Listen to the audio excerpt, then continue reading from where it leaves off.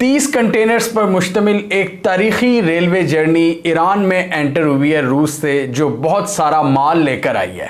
आज की इस वीडियो में हम देखेंगे ईरान और रूस के दरमियान एक नई तिजारती राहदारी जिसने मगरबी तज्जियाकारों की नींदें उड़ा दी हैं। ईरान के रेलवे चीफ ने यह इंकशाफ किया है कि 27 अगस्त को यह रशियन कार्गो का ट्रांजिट सऊदीया में दाखिल हुआ है ईरान ट्रांसपोर्ट कॉरिडोर को इस्तेमाल करते हुए, और हिस्ट्री में पहली बार ये ट्रांजिट ट्रेन ईरान में रूस से एंटर हुई है ईरान की इंचिन बोरन पोर्ट पर, जो ईरान की नॉर्थ पर एक इम्पॉर्टेंट पोर्ट है जो तुर्कमानिस्तान बॉर्डर से लगती है। ये आप मैप पर देख सकते हैं। ट्रांजिट ट्रेन की ये कार्गो ईरान की नॉर्दर्न पोर्ट से सदर्न पोर्ट बंदर अब्बास की तरफ डिस्पैच की जाएगी, यानी पूरे ईरान का सफ़र तय करेगी। और ये बंदर Abbas port straight of Hormuz पर वाक़या है और वहाँ से इस सामान को सऊदी अरेबिया की पोर्ट जद्दा पर पहुँचाया जाएगा बाय सी। इस वीडियो में हमने डिस्कस किया था कि रूस international North South Transport Corridor को बहाल करना चाहता है।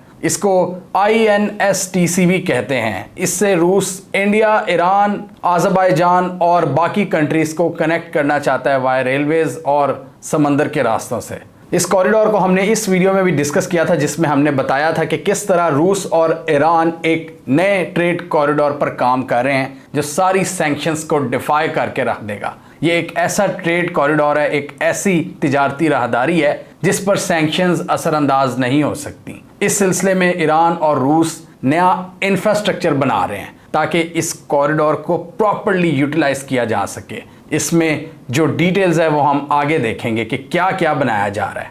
ईरान और रूस दोनों पर मगरबी सैंक्शंस की भरमार है और इस वक्त जो ग्लोबल ट्रेड रूट्स हैं, जो वेस्टर्न फाइनेंशियल सिस्टम्स हैं और जो ट्रेडिशनल तिजारती राहदारी हैं, उनको ये इस्तेमाल नहीं कर सकते। तो इसीलिए अब ये एक बीच का रास्ता निकाल रहे हैं, लिटरली बीच का रास्ता, और उसके ज़रिए ये जो ट्रेडिशनल ट्रेड कॉरिडोर्स हैं उनको बाईपास करना चाहते हैं और साथ ही अपनी जो पूरी ट्रेड है उसको लोकल करेंसीज में एग्जीक्यूट करना चाहते हैं, किसी भी ग्लोबल हर्डल से बचने के लिए, किसी सैंक्शन से बचने के लिए। इसमें Central Asian states, Sea of Azov, Caspian Sea, Baltic Sea, इन रीजन्स के पैरेलल ये ट्रेड की जाएगी। रूस चाहता है कि International North South Transport Corridor को इस तरह इस्तेमाल करे कि ये सुएज कैनाल वाला जो रास्ता है, जो पूरी दुनिया की ग्लोबल ट्रेड है, जो यूरोप से आप कह लें वेस्ट से जो ईस्ट तक जो ट्रेड होती है वो इस रास्ते से होती है, ये सुएज कैनाल, और फिर बाद में रेड सी से फिर इंडियन ओशन में ये एंटर होती है सारी ट्रेड। इस पर ज़्यादा मगरिब की उजारादारी है, मगरबी ममालिक की। US की जो नेवी है वो अक्सर इलाकों में दंदनाती फिरती है। ये जो ट्रेड कॉरिडोर इन्होंने ढूंढा है, यहाँ पर कोई इनका कुछ बिगाड़ नहीं सकता। आप ये मैप पर देख सकते हैं, ये पूरा इसमें एक ही मैप में ये सारी चीज़ एक्सप्लेन कर दी है कि किस तरह। ये देखें आप, सेंट पीटर्सबर्ग जो शहर है रूस का, ये बाल्टिक सी पर है। तो यहाँ से मॉस्को तक आप देखें, ये आप ज़मीनी रास्ते या ट्रेन का रास्ता जो भी है, उसके बाद इसको एक्सटेंड किया जा रहा है कैस्पियन सी तक। इसमें फिर बाकू भी आएगा रास्ते में, और फिर ये तेहरान के जो मैंने आपको 2 शहर बताए, ईरान के ये जो 2 शहर बताए, और फिर आप देखें ईरान के नॉर्थ से ये साउथ में जा रहा है बंदर अब्बास, जो कि कहाँ पे है, straight of Hormuz, Persian gulf में, और यहाँ से फिर इंडियन ओशन से होता हुआ ये फिर आप इसको मुंबई की तरफ भी लेकर जा सकते हैं और कहीं भी।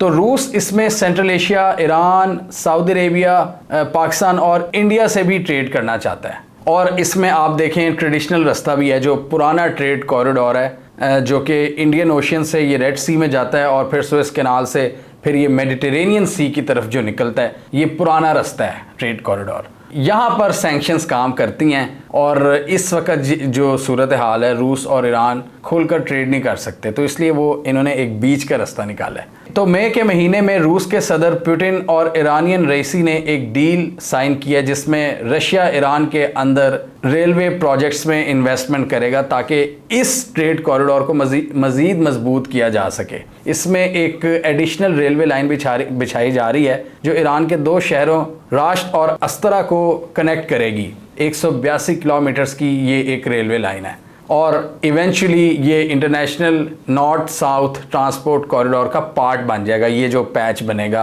कैस्पियन सी के पैरेलल, ये आप देख सकते हैं। और इसके साथ ही ये सारी आप देखें ग्लोबल ट्रेड डाइवर्सिफाई हो जाएगी, मतलब मल्टीपल ऑप्शन आ जाएंगे कई मुल्कों के पास ट्रेड करने के। इन दोनों को तो ज़रूरत है ही है, ईरान और रूस को। दूसरों के पास भी ये अब प्लान कर रहे हैं कि दूसरे भी इससे फ़ायदा उठाएं, जैसे कि पाकिस्तान, सऊदीया, इंडिया वगैरह। ये बेसिकली ईस्टर्न ममालिक, एशिया के ममालिक, चाइना और सऊदी अरेबिया ने तो इसको यूज़ करना भी शुरू कर दिया है। यानी आप देखें तकरीबन यूरोप से लेकर नीचे अरेबियन सी तक ये एक नया ट्रेड कॉरिडोर डेवलप होगा, जिसमें ईरान और रूस बहुत अग्रेसिवली काम कर रहे हैं। ईरान के मुताबिक ये एक बहुत बड़ा स्ट्रेटेजिक स्टेप है और ईरान की जो पॉलिसी है ईस्टर्न एक्सिस की, ये उसको इस्तेमाल करते हुए इसको एग्जीक्यूट कर रहा है। ईस्टर्न एक्सिस क्या है? क्योंकि ईरान अब वेस्ट से मायूस हो चुका है, वेस्ट के लारों से वो मायूस हो चुका है। वो न्यूक्लियर डील के बहाने से उनसे नेगोशिएशंस करते हैं, लेकिन सैंक्शंस में नरमी नहीं आती।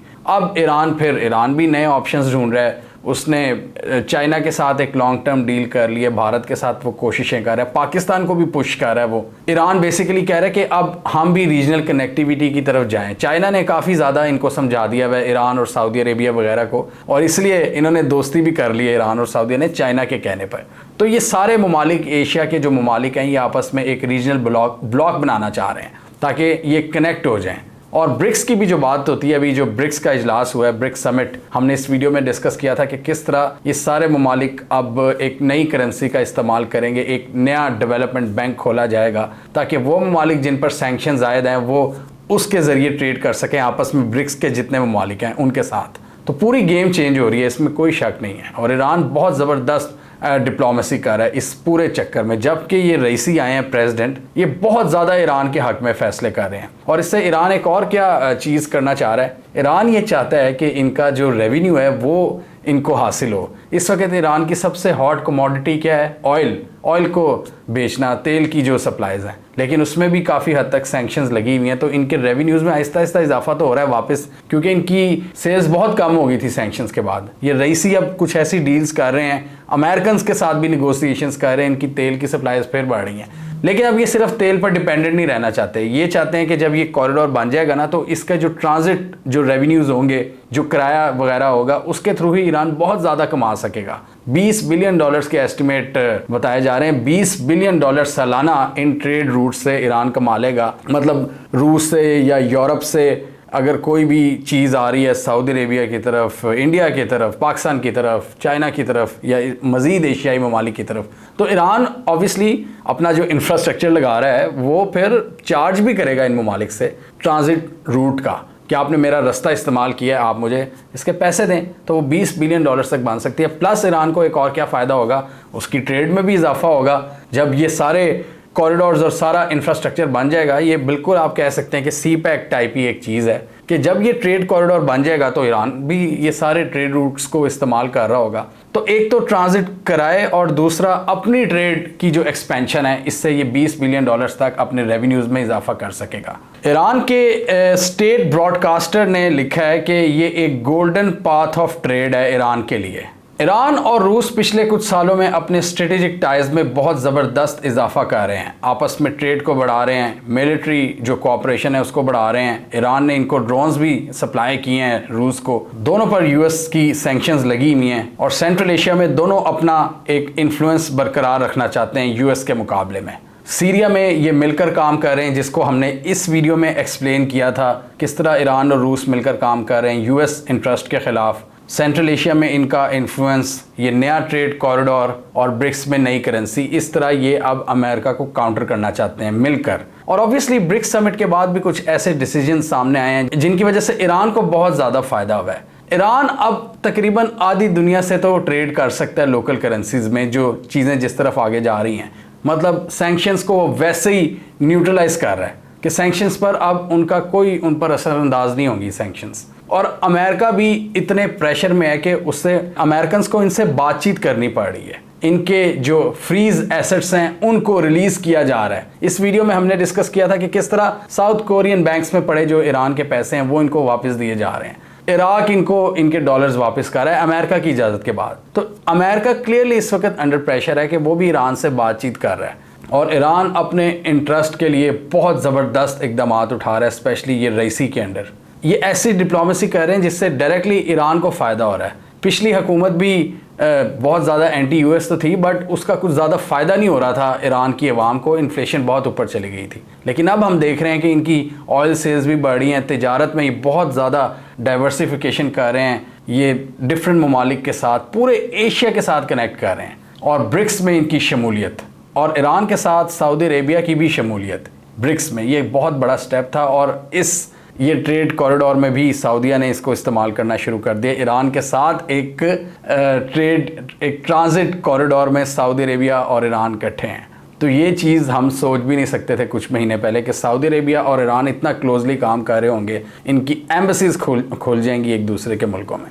हमें कमेंट सेक्शन में बताइए आपके ख्याल में जिस तरह ये एशियाई ममालिक इकट्ठे हो रहे हैं, ये एक क्लियर ब्लॉक बनता हुआ नज़र आ रहा है। पाकिस्तान की अभी तक हमने ब्रिक्स में शमूलियत की कोई बात नहीं सुनी। क्या आपके ख्याल में पाकिस्तान अकेला तो नहीं रह जाएगा अपने रीजन में, जब ये सारे मुल्क इस तरह तिजारती राहदारियाँ बना रहे हैं, लोकल करेंसी की बात कर रहे हैं, कोऑपरेशन बढ़ाने की बात कर रहे हैं, रीजनल कनेक्टिविटी की बात कर रहे हैं, जो हमारे यहाँ ये बात होती थी, अब वो कहाँ गायब है? क्या Pakistan sensible foreign policy approach लेकर चलेगा या नहीं, ये सब देखते हुए कमेंट कीजिए। इसके अलावा हमारा यूट्यूब चैनल सब्सक्राइब कर लें, साथ ही वो बेल आइकॉन भी दबा लें, ताकि वो स्टोरीज दुनिया भर से और पाकिस्तान से जिनकी मेन स्ट्रीम मीडिया पर प्रॉपर कवरेज नहीं होती, हमारे प्लेटफॉर्म के थ्रू आप तक टाइम पर पहुंच जाएं।